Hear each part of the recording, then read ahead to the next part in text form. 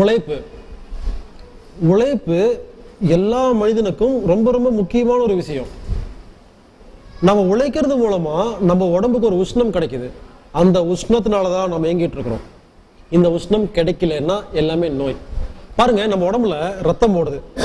ரத்தம் ஓடுறதுக்கு யார் உதவி செய்யறா? இந்த இருதயம். இருதயம் என்ன பண்றாரு? அந்த ரத்தத்தை ஸ்பீடா ஓடுறதுக்காக பம்ப் பண்றாரு. சோ எந்த ஒரு ஹீட்டை கொடுக்காட்டியும் இருதயம் சாதாரணமா பம்ப் பண்ணி விட்டுருது. நம்ம உடம்புல ரத்த ஓட்டம் மாதிரி லிம்பாட்டிக் சிஸ்டம்னு இருக்குது, அதாவது நிணநீர் சுரப்பின்னு இருக்கு. இந்த நிணநீர் ஓட்டம்னு ஒன்று இருக்குது. ரத்த ஓட்டம் எப்படி நல்ல பொருளை கொண்டு போய் செல்லுக்குள்ள கொடுத்துட்டு கெட்ட பொருள் எப்படி வெளியே வாங்கிட்டு வருதோ, இதே மாதிரி நிணநீர் சுரப்பி நிணநீர் ஓட்டம்னு தனியா இருக்குது. இதுவும் அதே வேலையை தான் பண்ணிட்டு இருக்கு. ஆனா ரத்தம் அத்தியாவசிய தேவைகளை பார்த்துட்டு இருக்கு. இந்த நிணநீர் ஓட்டம்ங்கிறது பல முக்கிய நோய் அப்படின்ற பல முக்கியமான நோய் எதிர்ப்பு தன்மையை கொண்டு போறது இந்த நிணநீர் சுரப்பிகள் தான். இதை பத்தி யாரும் கவலைப்படுறது இல்லை.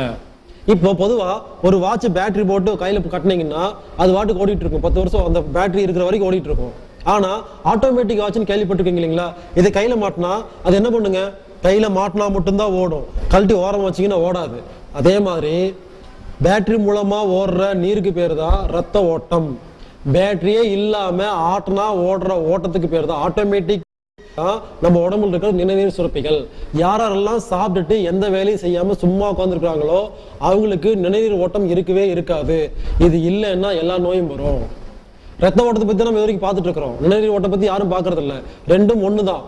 இது ஆட்டோமேட்டிக்கா ஓடும், இது பம்ப் பண்ணி ஓடுது, அவ்வளவுதான். அப்ப இந்த ஆட்டோமேட்டிக்கா ஓடுறதுக்கு யார் சப்ளை பண்ணுவான்னா, யார் உடம்புல இருக்கிற எல்லா உறுப்பையும் வளைச்சு நெளிச்சு அதுக்கான வேலையை தராங்களோ அவங்களுக்கு மட்டும்தான் அது ஓடும், இல்லைன்னா ஓடாது. இந்த யோகா மூலமா எல்லா நோயும் குணமாகுற கான்செப்டே இவ்வளவுதான். இப்ப நீங்க யோகா பண்ணோன்னு ஒரு நோய் குணமாகுது. எப்படி குணமாகுதுன்னு கேட்டீங்கன்னா, நீங்க உடம்புக்கு வேலையே கொடுக்காம இருக்கிறீங்க. வேலை உடம்புல அந்த இயக்கம் என்ன பண்ணுது? இந்த லிம்பாட்டிக் சிஸ்டத்தை ஓட வச்சிருது.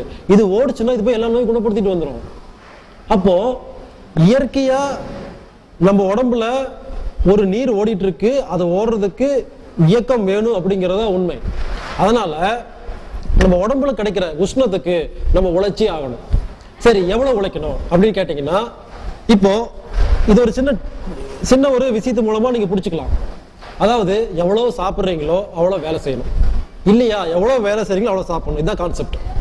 அதாவது உணவுக்கேத்த உழைப்பு, உழைப்புக்கேத்த உணவு இருந்துச்சுன்னா சரியா போகும்.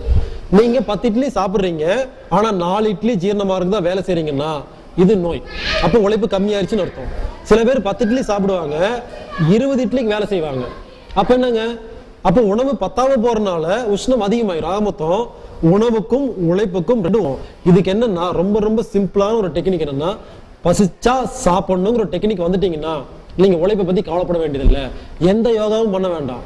எந்த ஒரு யோகாவும் இல்லாம, வாக்கிங் இல்லாம, எந்த ஒரு உடல் பயிற்சி இல்லாம, எந்த ஒரு இயக்கம் கூட கொடுக்காம நீங்க இருக்கணும்னு நினைச்சீங்கன்னா இந்த ஒரே ஒரு கான்செப்ட் மட்டும் அப்ளை பண்ணி சாப்பிடுங்க, இல்லைன்னா சாப்பிடவே சாப்பிடாதீங்க. அப்ப என்ன ஆகும் பாத்தீங்கன்னா, பாருங்க, பொதுவா நம்ம சாப்பிட்டோம்னா பாருங்க ஒரு மாதிரி டயர்ட்னஸா இருக்கும். அதுக்கப்புறம் கொஞ்சம் தெம்பு வரும், அப்படியே போயிட்டே இருப்போம்.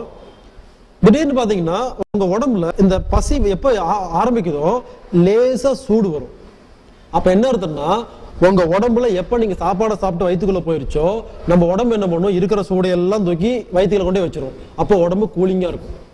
இந்த சாப்பாடு ஜீரணமாக ஜீரணமாக ஜீரணமாக ஜீரணமாக அங்க இருக்கிற சூடு என்ன பண்ணும்? நம்ம உடம்புல இருக்கிற எல்லா உறுப்புக்கும் வந்து எல்லா நோயும் குணப்படுத்தும். இப்படிப்படுத்தி இந்த வயிறு எப்ப டோட்டலா எம்டி ஆகுதோ அப்பதான் நம்ம உடம்புல அதிகப்படியான நோய்களை குணப்படுத்துற வேலை நடக்கும். அப்ப நம்ம என்ன பண்ணணும்? பசி வந்துச்சுன்னா அந்த பசியை என்ஜாய் பண்ணணும்.